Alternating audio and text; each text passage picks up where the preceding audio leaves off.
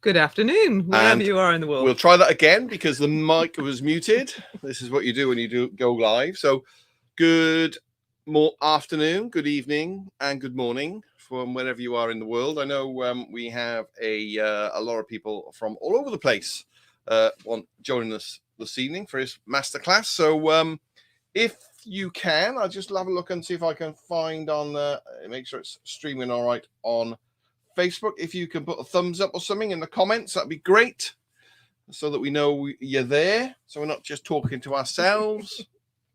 That would be good. And just a little bit of admin. If you registered for this, you'll get a replay, and you'll get the crib sheets at the end. If you haven't, there's still time. It's in the comments column. You can still register. If you register on our website, you'll be able to. We'll send you the link to get the downloads and stuff like that.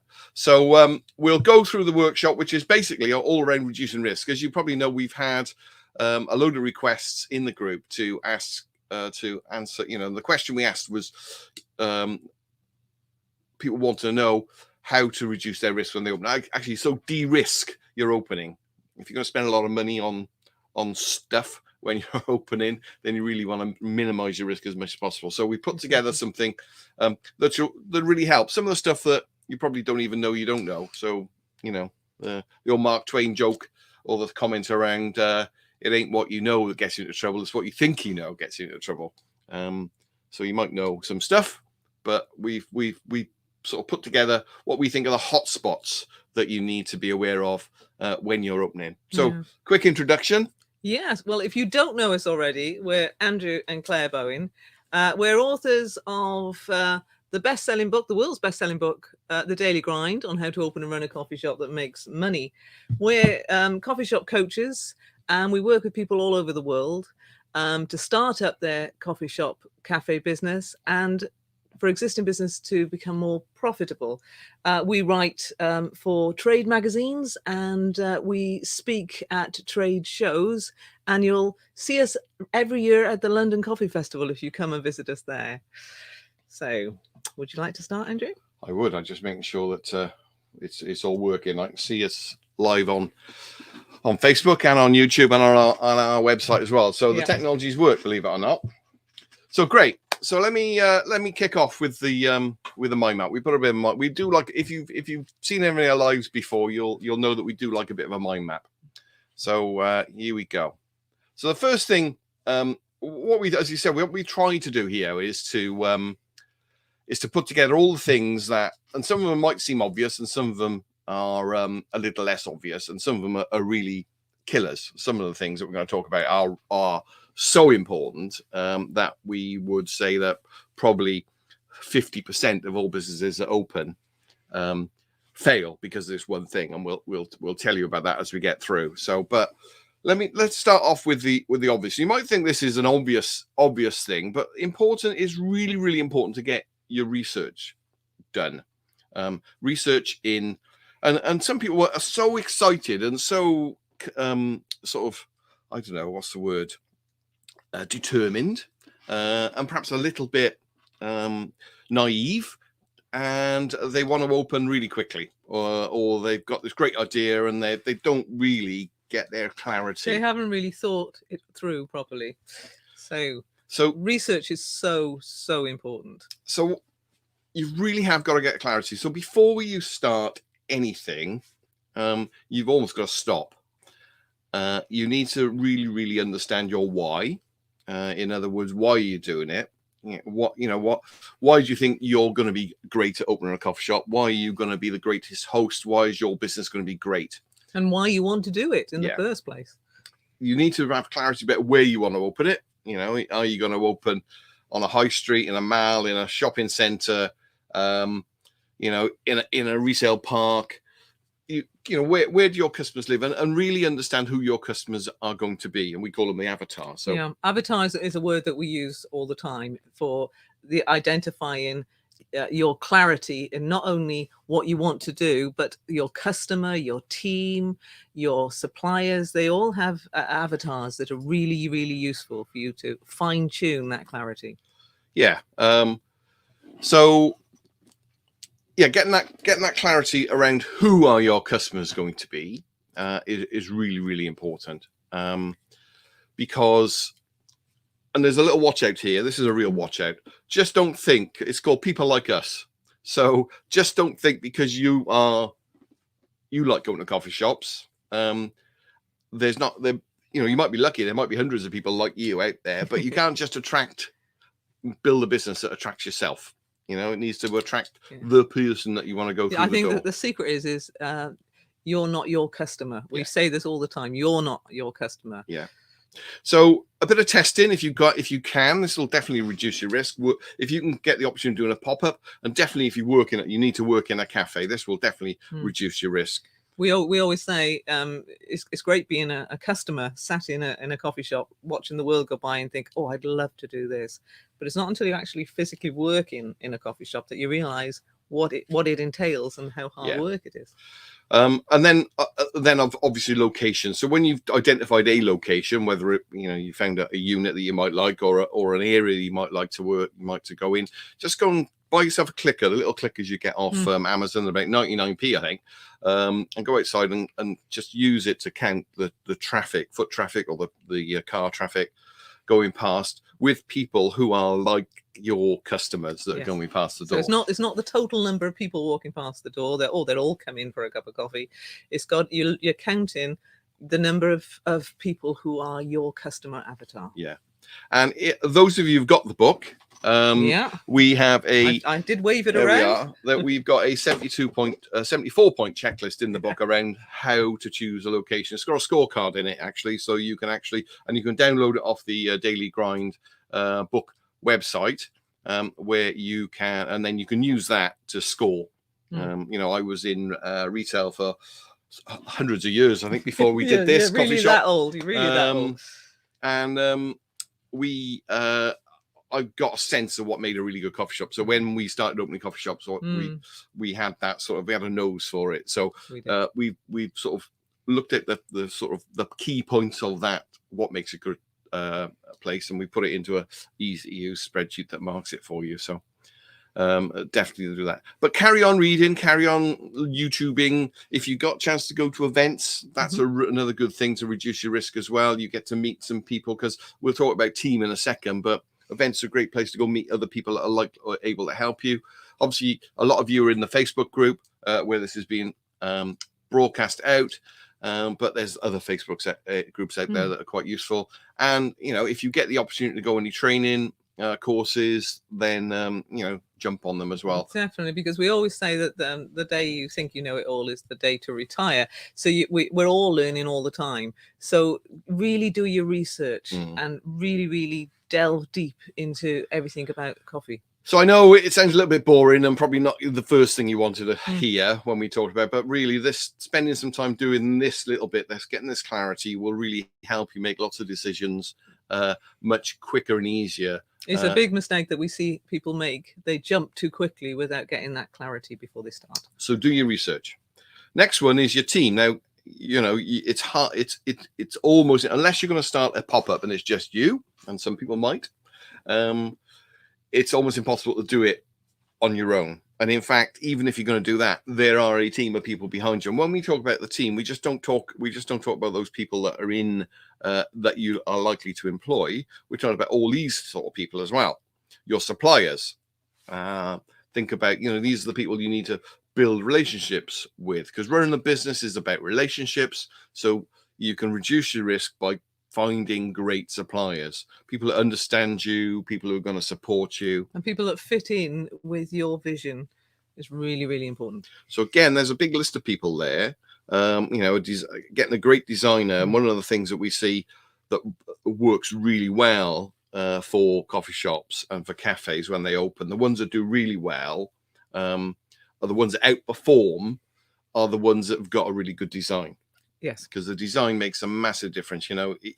People are attracted first and foremost to a number of things, but the design is probably the first thing they see as they walk in through the door. Your service and your quality go without saying. You're not going to get people to come back unless you deliver all that. But the initial getting them over the door Yeah, so the designer is so important, and make sure the designer is in keeping with the design is in keeping with your vision, your avatar, your clarity. It all links together.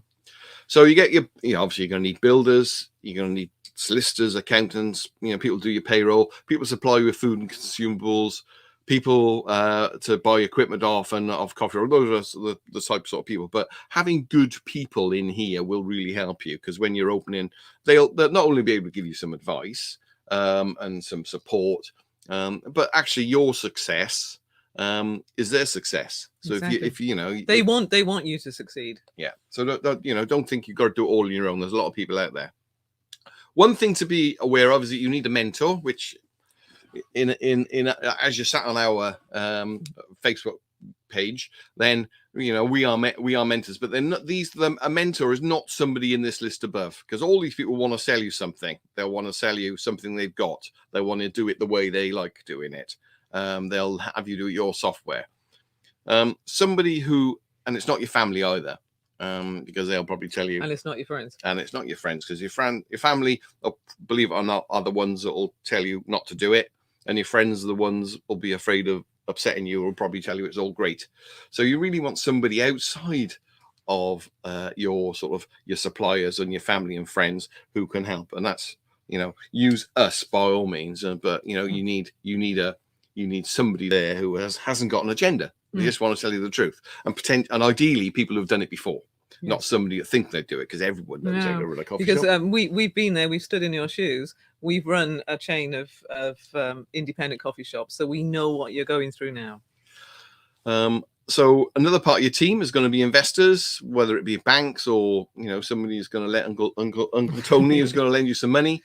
So they're going to be part of your team as well. You need to build a relationship with them, and of course your team in terms of your people. So when we talk about your people, we talk about your partner, your life partner, key team members, and your family, because your partner you're going to have a strong relationship with, if it's your life partner and they're not involved with the business, then you're gonna have to ask for forgiveness before you start, because it will become an overriding thing in your brain forever. And if you're working with a partner, like we worked as a partnership, husband and wife team running our business, you need to have clear dividing lines between what you do. 100%, and clear dividing lines between what we did. Andrew tended to do front of house. I tended to do HR, people, suppliers, everything behind the scenes, and we knew the boundaries of that, and so did our team, which was really important. Yeah, so really important to have that conversation and really understand understand who does what. And in terms of when you look at recruiting people, try and recruit a yin to your yang. Don't have too many yings or too many yangs. You want to build the art of building a team is when your first person, your key manager that you're going to employ to help you all the way through. You want somebody who's got strengths in areas that you haven't got strengths. So it's really good to identify your strengths, so you know who to employ to fill the gap. And then don't forget your local influencers. We put your local influencers there. So your local council, the mayor, food hygiene, planning officers, chamber of trade, residents committee, all these people can cause you trouble unless you sweet talk them. And because you're a small independent business, you've got a massive benefit there, but you don't need to ignore them. You need to just encourage them to be your friends. Yeah. So they'll help you as you go along. Definitely. So remember at the beginning, I said one of the most important things, one of the things that causes probably 50% of all failures. Well, it's the next one. It's leases. So, and it's often something that people brush aside and just sign without looking at the little details, all the little details. Often it'll be the first time that you've signed this type of legal agreement. A commercial lease is not like renting a house or renting a flat. It is a completely different kettle of fish. It is written completely on behalf of a landlord, not on your behalf, and it is full of bear traps. So first thing you need to remember is that whatever you pay for your lease, it's got to be less than 10% of sales. So I know at this point it's almost impossible for you to say how much you're going to take, but if the lease, just try and think how many cups of coffee a £50,000 a year, £1,000 a week, £1,000 a month, £1,000 a week lease is. How many cups of coffee you got to make to sell that? An awful lot. An awful lot. So, building a relationship with landlord is important, and doing searches. And particularly if you're in the UK, you're going to need to make sure your lease is inside the landlord. Which is a really, really important thing in the UK. Not all leases are inside the Act. Yeah. So make sure yours is. So what that means is if you're not inside the Landlord and Tenant Act, at the end of your tenancy, they can kick you out. Yeah. And you've got no, you can't carry on this. You may have built up a brilliant business, and 5 years down the road, invested your life, blood, sweat, and tears in it, and 5 years down the road, when the lease is up, the landlord can kick you out and put his son in there because you've got a nice coffee shop ready to go. So it needs to be inside the Landlord and Tenant Act. Understanding the small print on the lease is really important as well. So, often when you're selling a lease, you might be made liable to repair the roof. We were made responsible for repairing the roof 3 floors above, which cost us I think it was about 18 grand. I think which we had to. Although we only had 50% of that of the lease, it looked okay. But that's still a lot of money to find. So understanding the small print and what you're responsible for doing is important. Don't skim over this. There might be something in the lease that says you need to redecorate every couple of years, or external decoration, internal decoration. That's called the renewals. And particularly drains is a watch out as well, because drains in our business tends to get blocked. If you ain't got good drains, or there's an issue with the drains, then you can end up in a bit of a smelly mess. And also think about what you can't do within the lease as well. So you might not be able to sell alcohol. You might not be able to open late. Or early, or on Sundays. You might not be able to fry any food, or you might not be able to do any live music. These are sort of things that nobody tells you about really until you're there, until you want, oh, that's a good idea, we'll sell some alcohol. And then when you go to get your license, you realize inside the lease it says you're not allowed to sell alcohol. You're amazed how many leases are signed with that sort of caveat in them. So this is the sort of number one thing that we see far too many times. And in our in our Start Up a Coffee Shop course, of course, we go through this in a lot of detail as well. But here are the key points there. The next thing to watch out for, a covenant. And we put that in there because it's a strange word, covenants. But effectively what that means is that when you sign a lease, or when you do an arrangement, either you borrow money from the bank, or you sign a contract, often the person that is granting you the lease will want a personal guarantee or a covenant, so that makes you personally guaranteed. For a lease might want you to sign a personal guarantee, or they might want you to have a 3-month. And we would always recommend hand over the 3-month payment rather than a personal guarantee if you can possibly avoid it. But some at times you can't avoid it, but you need to know what a covenant is and what you're liable for. Yeah, every time you see covenant or personal guarantee in the paperwork, then your ears should prick up really. And also something to be aware of, something that gets people into trouble as well further on down the road, is by not getting the right setup of your company. So what I mean by that is you need, if I'm just opening my coffee shop on my own, it's 100% mine. Cool. If I open it with my wife, then it's slightly different, because what's mine is Claire's and what's Claire's is mine, or the other way around. It's all mine. I open it with my best friend Peter, and we've got this great idea. We've been friends for years. We've always wanted to open a coffee shop. We'll do half each. Great. I ain't got much money, so I put 50 grand in. Peter puts 100 grand in, but Peter doesn't like working in a coffee shop very much, and he's got another job. But I've got to work in the coffee shop. So after a while, it just feels a little bit unfair. And then, so those sort of things you need to agree at the shareholder meeting. So at the shareholder agreement, you can do that when you're setting everything up. Yeah, we strongly say to you, do all the nitty gritty paperwork, the shareholder agreement, the loan agreements, anything like this before the emotion sets in. Because as you said, if you fell out with Peter, you'd be in a right pickle. Whereas if you sat down and said, if this happens, if Peter gets divorced or whatever, or somebody dies, you've got it written down what the next steps are, and it makes it so much easier. It's like a prenup. It's like a prenup for your business, because I was talking to a customer in our shop a few years ago, and he didn't run a coffee shop, but he ran a really good building company. His building company had an office in the back garden of his partner's house. His business partner was getting divorced, so his business partner owned half of the business. Yep. So now he was in a position where his business was 25% owned by his partner's ex-wife, because his partner had to give the business, half the business, 50% of the business, to his ex-wife. And because the ex-wife had the house, his office was sat in the back garden of his partner's ex-wife.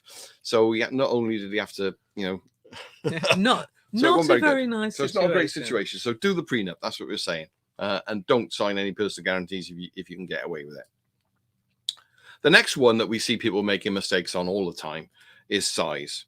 Okay, people come to us, and we've done a massive bit of work on this around the benefits and concerns, the pros and cons of having a small coffee shop or a large coffee shop. I think, as a rule of thumb, if you want to be if you want a business that will generate enough cash for you to be able to employ a manager and take a day off and the business to carry on, or take a holiday, then you need something above 40 to 50 seats, 40 to 50 covers. There are hundreds and hundreds of little coffee shops out there with about 12 covers in, right? Those seem a really low risk, and people come to us all the time and say, yes, this lovely little coffee shop here is really low rent, blah, blah, blah. But you've got to ask yourself, why are there so many? Exactly. And of course, the issue with having a very small coffee shop is that, okay, the overheads are lower, but your potential for sales is far lower. So you end up with a much higher break-even percentage. Yes. And a capped sale. So small isn't always the best way to go. You're better off getting a slightly bigger place, because it's not pro rata. If you get a 12 seater coffee shop, might cost you 10 grand a year, but you can get a 50 seater coffee shop for about 20 grand a year in terms of rent. So it's not pro rata. It's not per seat, and it's not exactly per. The bigger it is, the lower it is per square foot. And if you really want to start off small and test the water, then we really advise you just get a cart, a pop-up. You can buy a cart pretty much ready, done to go on eBay, and then if it doesn't work out and you don't like it, then you can sell it and probably not lose any money on it. So if you want to go small and test the water, then by all means do that, but go for a cart rather than go for a small coffee shop. In the course we go through the size and the different pros and cons of different size units, but I think it's really, really important that you're aware of this. If you go small, it's not less risk, it's often more risk. It is, yeah. And you end up with a job rather than a business. You end up with a job where you can't take a day off. And absolutely, there might be a number of people watching this now think, well, actually, that my business is small. I'm quite happy with it. It makes me enough money. I can work. I'm working 5 days a week. I'm enjoying what I'm doing. That's great. But that's nothing wrong with that at all. If you start off at the very beginning, when you're getting your clarity, and that's what you want, and you don't want to expand, and you don't want to take on a manager, that's fine. But getting your clarity right in the beginning will tell you what size unit you need. Absolutely. So, as Claire says, size matters. Oh, I do. Okay. So the next thing to take care with is keeping your fixed costs as low as possible.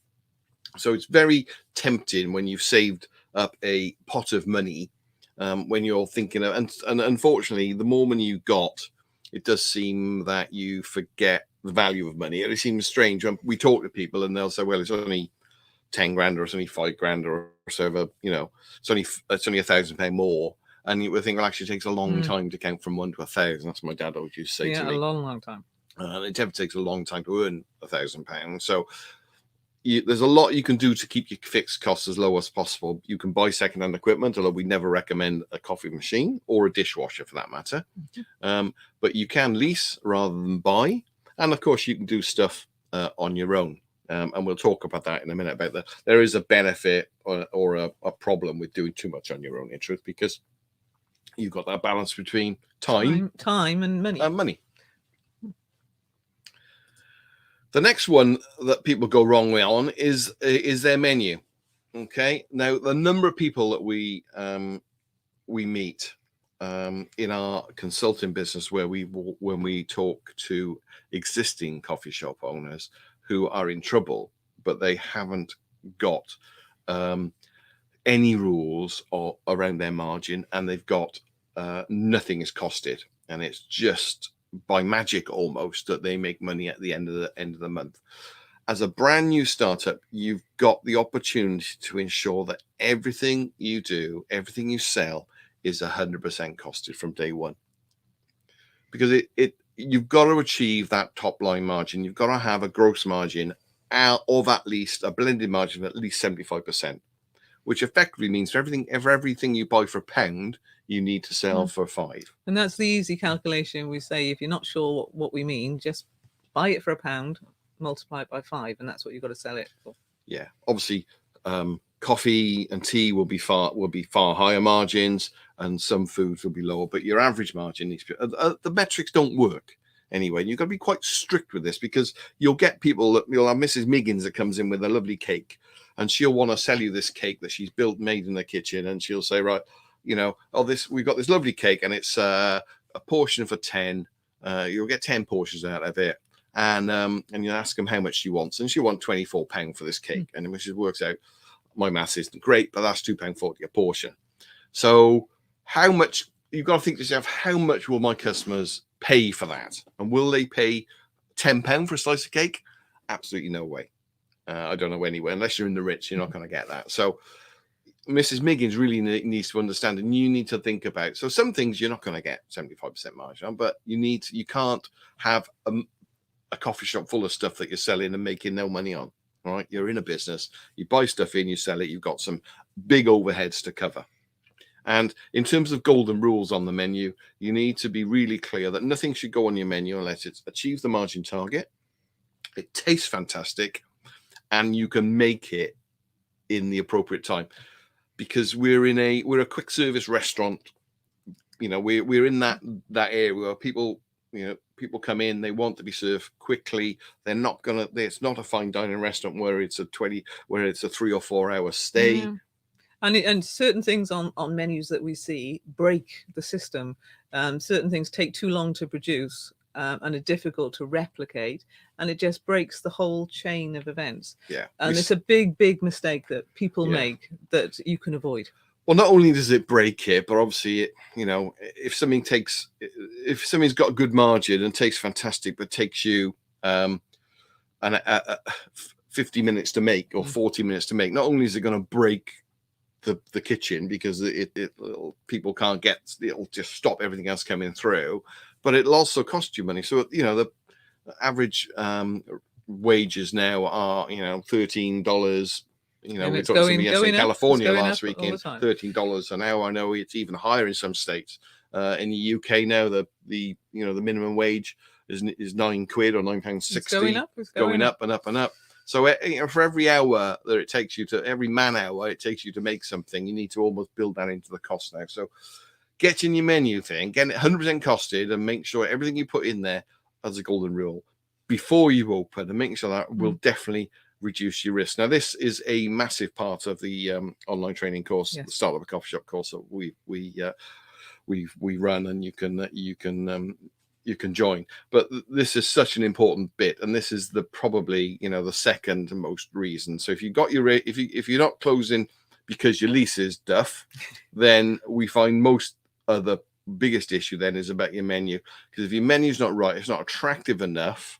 Because people might come there once, it might be great, it might be a great layout, it might be great service, it may be fantastic team, all that sort of stuff. But if they're not getting, if you're not selling stuff at a profit, and if the product you sell isn't tasty enough and consistent enough, then people ain't going to come back. So getting this menu aspect of your business is vital. Is absolutely vital. The next one to talk about is budget, and that might seem we've left that quite late on, but it is some really, really important things here. So in terms of spreadsheets, you're going to need to set yourself up. You're going to need to work out what your cash flow is. So cash flow is another main reason why businesses fail. And cash flow, you've got to plan. You've got to be honest with yourself. And in the course, we give you spreadsheets to make your own cash flow forecasters up. I mean, you have to know how much you're going to take, estimate how much you're going to take, and also estimate the amount of bills and when they're going out of your account, because it's a big mistake that people don't plan their cash flow for the big things like the rent and the tax. And lots of different big chunks of money will have to come out of that account. And in the beginning, it's quite flattering to see that money coming in. Because we're a cash business, so we say cash, a lot of it comes in credit cards, But what I mean by cash business is that we get paid, unlike a builder who's likely get paid at the end of the job. We get paid as people buy. Before we generally got to pay our suppliers. So our cash flow generally looks quite good when we're starting off. And most businesses can last. What you'll see now I've told you'll see that there's a lot of coffee shops out there that last about 18 months to 2 years, and they do that based on cash flow. In the first year, they manage they use a bit of savings. They don't really make much money. They use their savings, and then year 2 they gradually run out. And then when the coffee machine breaks, they can't afford to fix it, and eventually then they throw the towel in. So you'll see that about an average of 18 months to 2 years, and you'll see it now when you go out and have a look. You'll spot them. In terms of reducing your risk, you know, to be really clear on what your sales can be. Now, sales is a simple calculation, really. It is a combination. It's a multiplication of how much, what's your average sale, a price of per customer. So how much you sell them, what your average transaction value is per customer, or per group or per customer, how many seats you got, and how quickly you can turn those seats. Yes. Factor 3 things. So there's lots. You might think it's impossible, but we have got a way. We've got a process which we help people work out what we think a business will take, and that's in the course. And obviously, you need to be clear on what profit you need to make in all this. So when you're doing your planning, have a clear view. Do a calculation. What are your outgoings? How much do you need to live? How much does it cost to run your car? How much is it? How much is a holiday you want to spend? What's your mortgage? Yeah. We did all of that before we even started our business, so that we knew the cash flow for our home, never mind our business. Yeah. So you sit down and, at the end of this, I would definitely suggest that you sit down and do your own cash flow for your house, and think, well, if I'm giving up my job, how much will I need to get to bring in to replicate that? And the other thing to mention is that we talked about in fixed cost, times versus cash. So it might seem very tempting to do everything yourself. It might be very tempting to try and, do the floor, do the ceiling, do the, get a friend in to do the electrics and plumbing and all that sort of stuff, and delay your opening. If for every, for all the time you've got a unit which you're renting, not only is it costing you the rent, there's the opportunity cost you're missing of the sales that you're not taking. I mean, when we opened one of our shops, and we kitted it all out within 2 weeks, didn't we? We did. We gave the builder, we gave shop fitters a tight target. So if you're thinking about a builder as well, rather than a builder, if you're getting somebody to quote and to sort out to fit out your business, then using a shop fitter, because they're used to using much tighter deadlines. So think about that time versus cash calculation. You might think, well, actually you might not have the money, and you might just think, well, I'll just have to do it really slowly over time and do it from reclaimed pallets. That's fine. But if you've got a bundle of cash there, just work out what, if you're going to take $5,000 a week or $10,000 a week in sales, it don't take long to claw the extra couple of grand it's going to cost you to get the builder to do it really quickly. Yes. And last but one is your marketing. So whatever you do, don't be a hidden gem. That's what we call it, where somebody opens the doors and expect people to trundle on in, because they might do. But your job is to, from the very beginning, is to remind people you're there and to attract them. It's not your customer's job in the morning to visit you or to remember to visit you, to remember that you're there, or for customers to suddenly find you out of thin air. It's your job to tell them. So it's never been as easy now using Facebook and Instagram to build a social media following. And we'll go through this in great detail, because there's some we show you how to do some clever marketing so that people choose you over the opposition. And one thing we recommend you do from day one as well is to start collecting email addresses, because you'll see this everywhere now. Starbucks, all the big chains now have started doing their own apps because they can't trust Facebook any longer. If you're putting your business success in the hands of Facebook and basically on Instagram as well, as all these social media companies, the algorithm changed overnight. So a really important thing for us would be for you to start collecting email addresses even before you open. And the minute you've got the place, you can set up a landing page on your website, and people can find you, and they can go and you can start your social media so account. Your marketing starts as soon as you find the building and everything else. Way exactly. Before start building up a tribe of excited people who become your super fans. Your job is to get super fans, and the more they know about your building, the more they know about you, more they know about how you chose the stuff, the provenance, or everything you do, the more of a super fan they'd be, and the more chance you'll get of getting a real good push when you start off, particularly if you've got all the email addresses. And the final way to de-risk, really, I suppose, is I take you back to the it ain't what you know, it's the way it ain't what you know what gets you into trouble. It's what you know for sure that ain't so will get you into trouble. That Mark Twain quote. So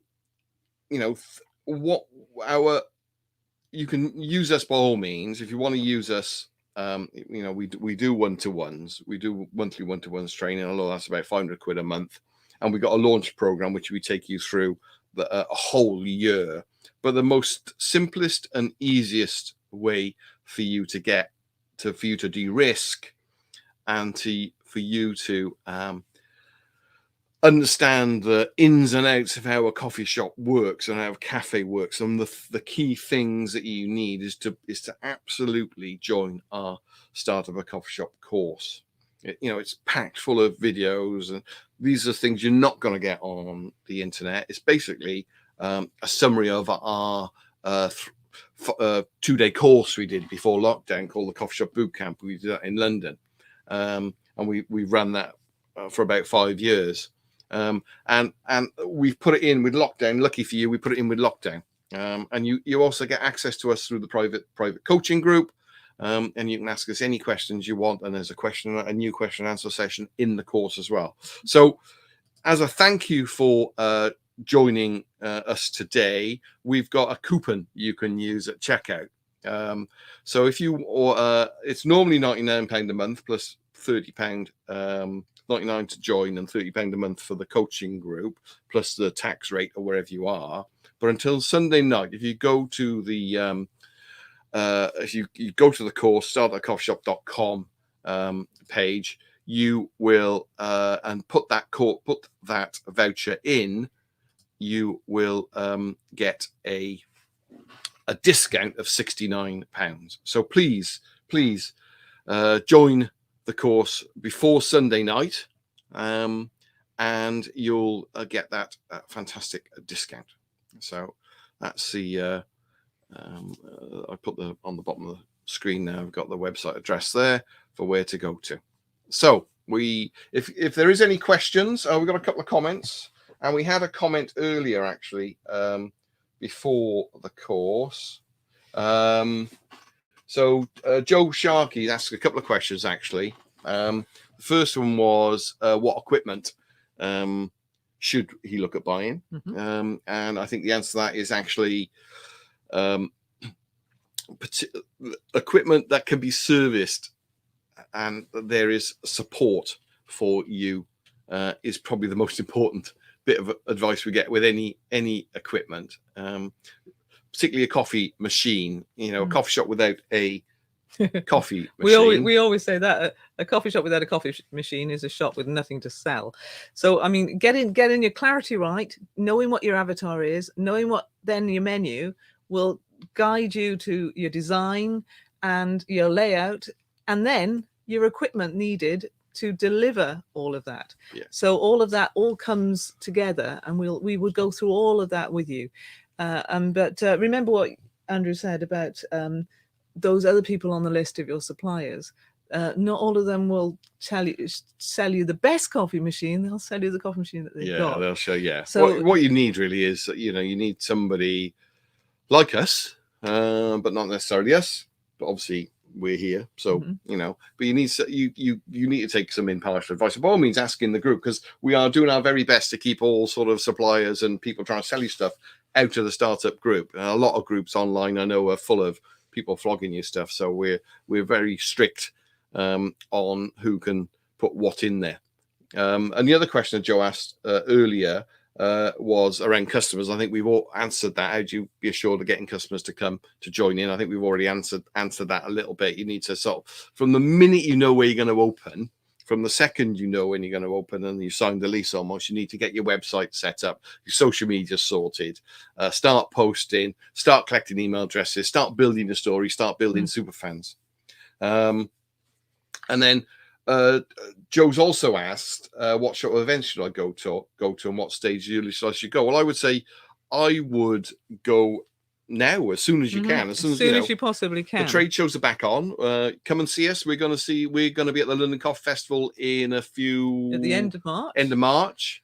So we're going to be there for 4 days on a stand. So please come along and have a chat. Come along, and I would. We're going to put the detail in the group later on and how to get a ticket for the London Coffee Festival. But there's you know, wherever you are in the world, I know in the States there's a number of different trade shows, and it's great to go to these people because you get a feel of equipment, you can meet people, you can start building relationships, you get a feel for it all. You know, we always felt that when we go to trade shows, it was great because we felt we were ahead. You'd be amazed how many coffee shop owners out there or cafe owners have never been to a trade show, have never invested that time in themselves. So they didn't know what was new on the market, what was new coming in, and it worked for us. We took our managers there, and it inspired them to try new things or new recipes.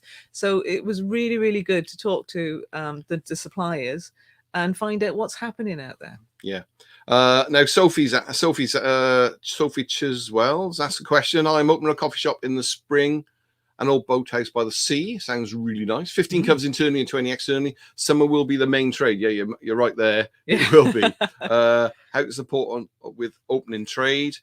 Any tips on strategy for opening? So in terms of, I think we've given you the tips and tricks. Really, you need to just build that relationship. You really want to get some super fans out there who are going to shout for you. Tell all their friends how wonderful you are. I think that would be. You know, a thing I would definitely start doing. In terms of tips and tricks for strategy and opening day and opening week, I would probably say you want to open a soft opening first. Probably just open quietly, get particularly if the staff aren't trained, and then once you've ironed out all those, there's nothing worse, and we've seen it happen. It collapses. You see it on this on a TV program. You see it sometimes anywhere where the place opens and it collapses on opening day, and everyone's hanging their hat on stuff and crying and shouting. So you're better off opening perhaps if you plan to open on the Monday, just open on the previous Thursday or Friday, or if you plan to open on the Friday, open on a Monday, and just quietly open the doors, even if it's just 3 or 4 hours a day. Just quietly let people trickle in. Don't tell the people you're open, just to make sure the machine works. Make sure the staff know how to make a flat white and what the difference between a latte and a cappuccino, and you know where the coffee comes, or what happens if the coffee machine stops working, or what happens if the drain gets blocked, or you know, make sure that the cleaning is all done, all sorts of stuff. So definitely have a soft opening first, but. Definitely, Sophie, I would try and get a few more seats there if you can. If you can get more than 20, and a clever design, a clever layout, you might get more in than you've actually 15 covers. So all that is so important. And then we've got, what else we've got? We have another one here. So from Amita, What's the minimum staff needed for a small cafe to work? Well, it depends on what you mean by small, Amita. So I think realistically, you can run it with one person, but you end up with one person running it all the time. You end up with a real limit on what you can take, which works out because, and also you slow the speed down. If you're doing any food, if you're just doing coffee and somebody's put in another group I was reading, nuked cakes, i.e. cakes that last for 400 years, then you can get away with one person. But in reality, when that person goes to the toilet, you can't. So really, you need to think about the minimum. I would say you want 2 people on in the morning, 2 people on in the afternoon, and perhaps one person at lunchtime to help with the lunchtime trade and the breaks. But it really depends how you are and what your menu looks like and how much when you work out how much money you've got to take to employ a member of staff, and it's all sort of a weighing scales. But remember, if you haven't got the right number of staff on duty, it's very hard to take the money. So it's sort of short-sighted to say, oh well, I'll only put one member of staff on. Save some money. You can't take any more money. You're capped. So it's really, really a delicate balance. Yeah. And I think we're coming to the end really, because we don't want to bore you to death. We're nearly at the hour. So just finally, we implore you to join our course, Start Up a Coffee Shop course. If you get it before this Sunday night, right, you can use the code DRISK at the checkout, and I'll just show you the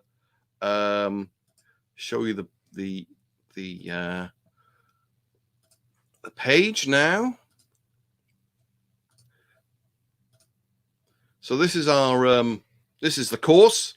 You can see where the lessons are. We've got the private Facebook group, and we've got a question and answer sessions. These are all the modules, and this is the one we did in even more detail. It's got download checklists. How much money will you make? It's got a profit modeler. How much will it cost? All the setup cost spreadsheets, how to set your company up, all those sort of things. And most importantly, you get access to us. Yeah. You can ask us questions and we will give you honest answers. Our agenda is to make you succeed and not to fail. We will tell you honestly what we think. So, ask away in the Start Up a Coffee Shop course, and we promise to answer every question. Yeah. So this is the payment page. On here, you'll see the coupon. If you put DRISK into that, up until Sunday night, you'll see automatically it will be reduced by £69. So it's a £69 discount. Obviously, we're paying tax in the UK. I'm in the UK, but if I'm not in the UK, States, obviously there's no VAT on that, so it's even less. And it's a bit of a no-brainer. If you really want to de-risk and we'd love to be part of your journey, then you definitely should join our course. We've got one final question from Amita. Do I need a website? Absolutely, 100%. You need a website, Amita. Yeah, 100%. We did a bit of research, didn't we? Yeah. In a couple of years ago now, in cafes and coffee shops in London, and we were astounded that 69% of coffee shops or cafes didn't have a website, or a website didn't work. Yeah. Or was out of date. It is so important. You have to be in control of your online presence. Yeah, without a website, Google will scrape info from everywhere else about your business. If you've got a website, and websites aren't expensive and they're not difficult. If you use something like Wix, for a few quid, you can set up your own website. And if you can use Facebook, you can set up a website. So definitely you need a website. Definitely you need to get your URL and to make sure that you are in charge. There's no other way that you're in charge. 100% that you're in control of your online presence. So whatever you do, go to startupacoffeeshop.com now. Use the code DRISK before Sunday night, and you will get a £69 discount off our course, joining course. So that's all we got for tonight.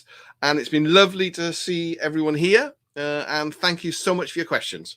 Yes. Take care, everyone. Bye-bye. See you soon. Bye.